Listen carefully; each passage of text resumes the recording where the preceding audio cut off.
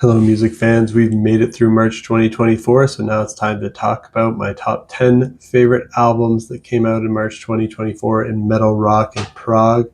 Jumping right in with my number 10, which is Night Verses, and Every Sound Has a Color in the Valley of the Night, Part 2. This is instrumental, progressive post-metal with post-hardcore, post-rock, alternative metal, metalcore, art rock, and math rock influences thrown in. My favorite song here is Glitching Prisms featuring Brandon Boyd.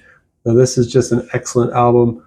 Actually, in terms of my tiers for this list, 6 of the 10 albums on this list I'm going to put in my excellent tier, and 4 of them are in my near masterpiece tier.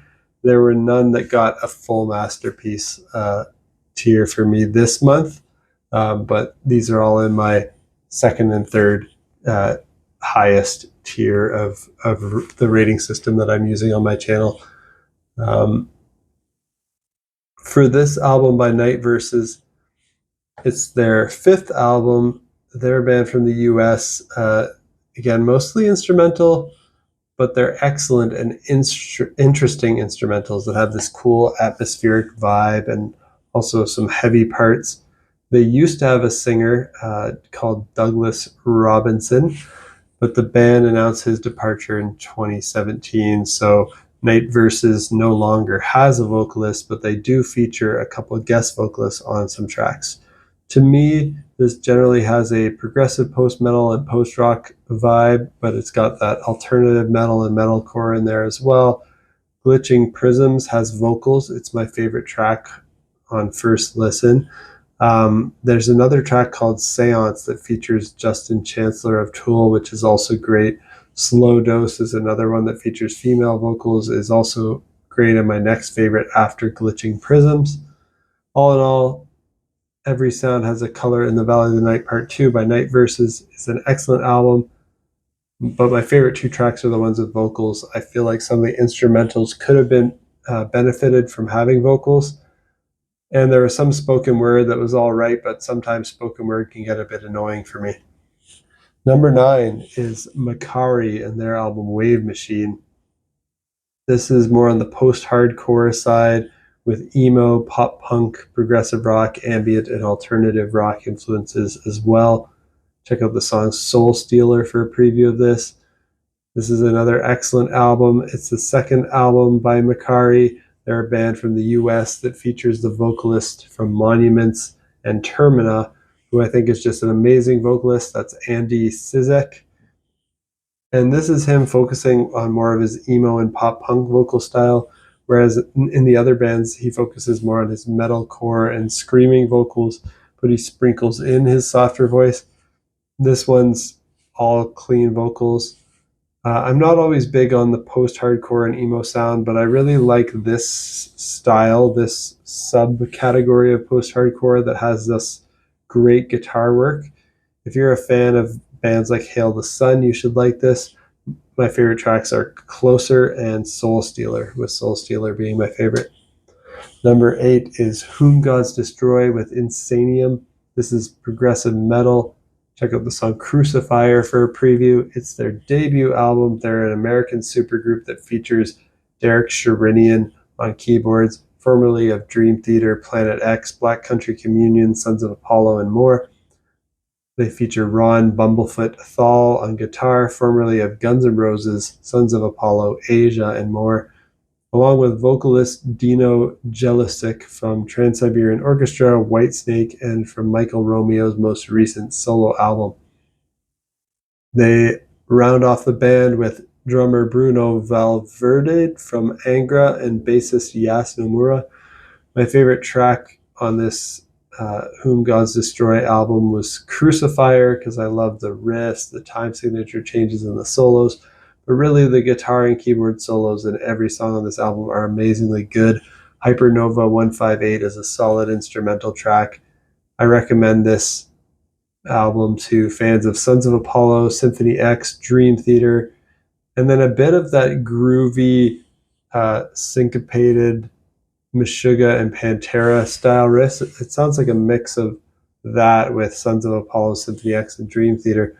That's Whom Gods Destroy with Insanium. Number 7, I have Big Big Train with The Likes of Us. This is progressive rock. My favorite song and song that you should check out to preview this is Love is the Light. This is the 15th album by this band from the UK. Big Big Train has a new vocalist on this one after the passing of their previous vocalist, David Longdon. The new vocalist, Alberto Bravin, does a great job. They have a prog epic on this one called Beneath the Masts. And Love is a Light is just a beautiful track with beautiful lead and harmony vocals. The only complaint I have with this album and this band in general is that it all kind of starts to sound the same and a bit safe.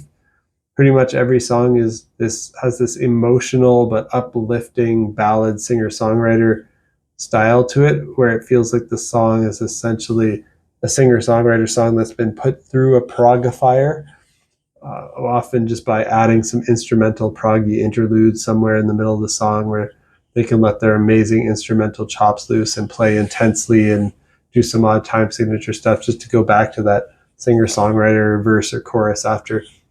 Now, I could see this formula leading to some criticisms of them being formulaic and not really pushing any musical boundaries or doing any innovation. But the songs here are excellent, and the musicians in the band are just truly amazing. So I don't mind too much. I like Big Big Train. It'll still likely be in my year-end top 50 albums. I just wanted to be blown away even more. But this is still a great album, Big Big Train. The Likes of Us. Check it out. It's excellent.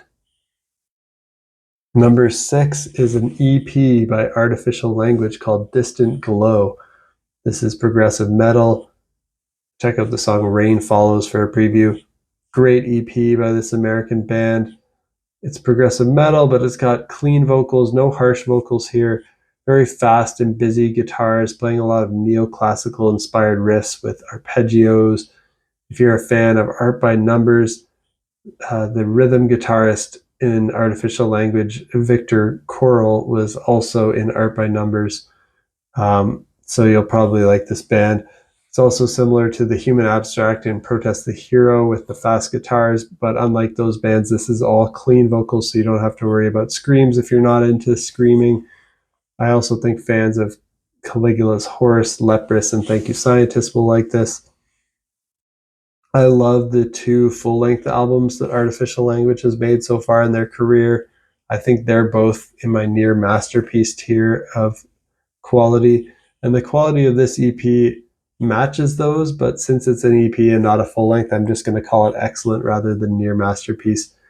But so far, this is my number 3 EP of the year after Toad Hider's Toad Hirer EP and Persephone's EP.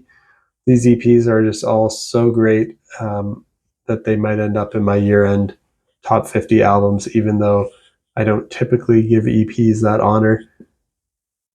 Favorite 2 tracks on this EP by Artificial Language are Rain Follows and Skinwalker, with Rain Follows being my favorite because of that slow down at the end. So check out Artificial Language and Distant Glow. Number 5 is Judas Priest with Invincible Shield. This is a more traditional heavy metal album. Check out the song Panic Attack for a preview. This is the 19th album by this legendary heavy metal band from the UK, and it's shockingly excellent considering how old they are. They still know how to rock with the best of them. When I started the album, I had heard the singles already. I knew there would be lots of great songs since they were all so strong, but I expected there would be some dud tracks.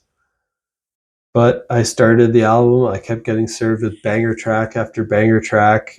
Panic Attack and Serpent and the King start out the album strong, and they remind me of the sound of Painkiller, which is my favorite Judas Priest album and track. Invincible Shield, Devil in Disguise, and Gates of Hell continue the excellence.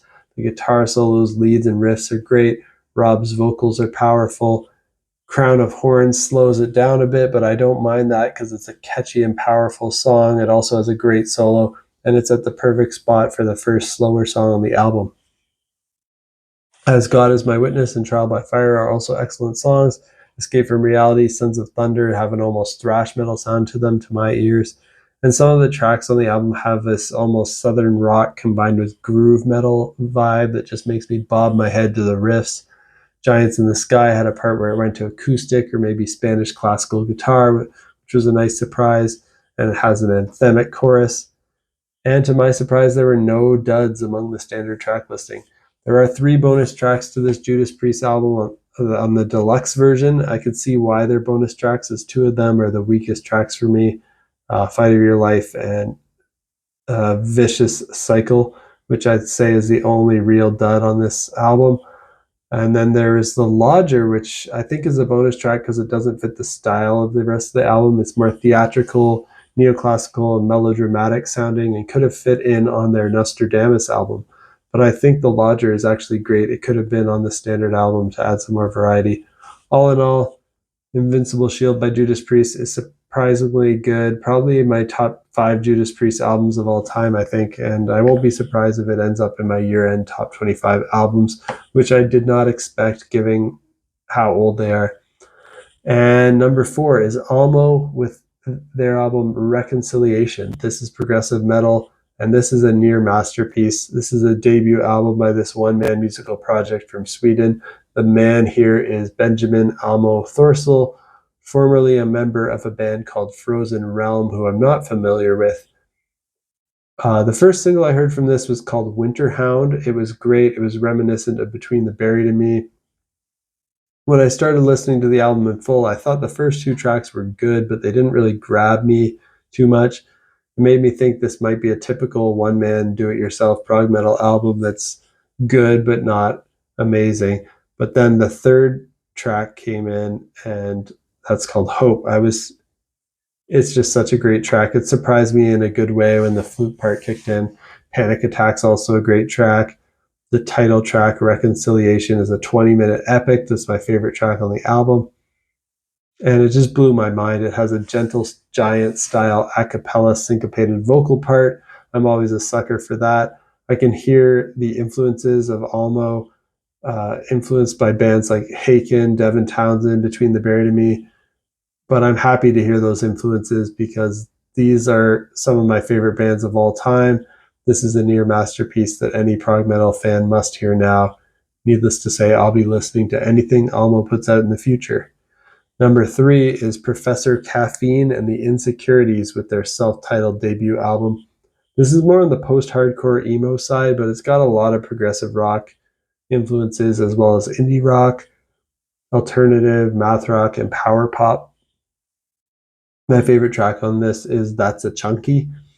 This is their debut album. They're an American band. If you like bands like Thank You Scientists and Coheed and Cambria, I think you'll like this.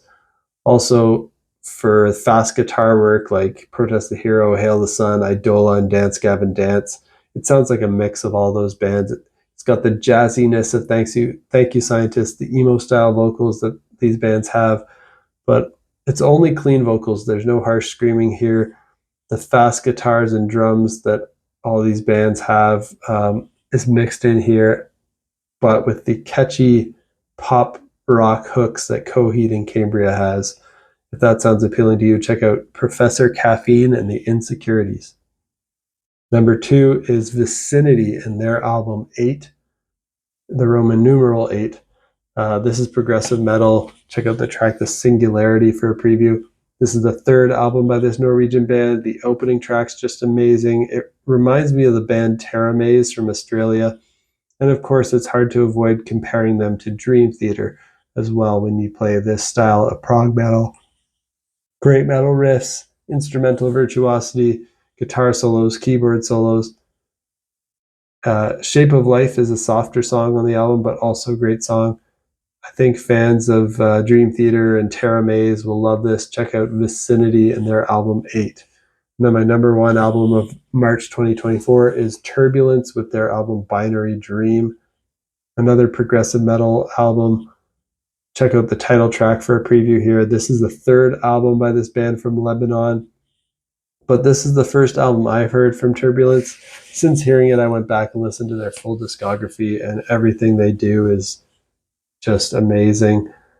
They're the first and only band from Lebanon that I've listened to, so that's kind of interesting. Definitely a near masterpiece with this album. It's right up my alley. The title track is a prog epic. Just really good prog metal. It's all clean vocals that are really well done. for fans of Tesseract because it has a bit of that djent sound, but it isn't totally reliant on djent. I wouldn't call them a djent band. Or if you're also a fan of Pain of Salvation, I think you'll like this album by Turbulence. It sounds like a mix of Pain of Salvation and Tesseract with a little bit of Haken, Leprous, and Dream Theater in there as well. And that's it for my favorite albums of March 2024. Hope that you found something on this list that sounds interesting to you and that you check it out and you enjoy it. Let me know what you think of these albums on my list down below in the comments, and let me know what your favorite albums of March 2024 are as well. In case I missed anything great, I'd love to check out some stuff that I missed. And stay tuned for next time. Peace out.